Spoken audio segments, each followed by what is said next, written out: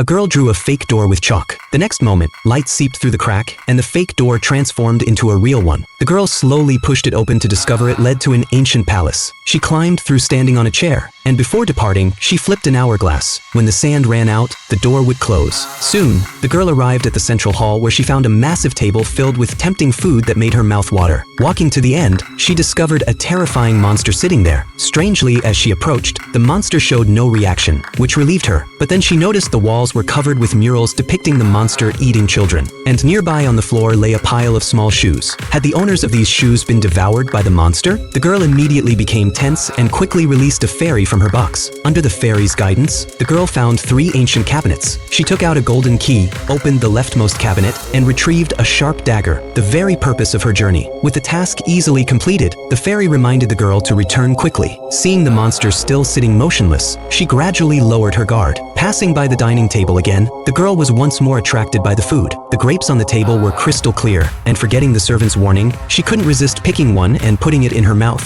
savoring it carelessly. She didn't notice that behind her, the monster's hands suddenly began to move. The monster placed its eyeballs in its palms, raised its hands, and the next second saw the girl stealing food. The monster angrily rushed toward her. The girl remained oblivious while the fairy tried to stop the monster but was caught and eaten. Finally, the girl turned around, terrified by the sight before her, and immediately fled desperately toward the exit. But because of her delay, the hourglass time had run out, and she watched helplessly as the exit closed before her, unable to push it open no matter how hard she tried. In this critical moment, she took out her chalk, intending to draw another door. Unfortunately, the chalk suddenly broke, and the next second, the monster caught up. With nowhere to escape, she climbed onto the back of a chair and quickly drew a small door above her head. Luckily, the chalk worked this time. The girl immediately pushed open the small door and clung to the ceiling with all her might. Finally, just before being caught by the monster, she managed to escape back to her own room.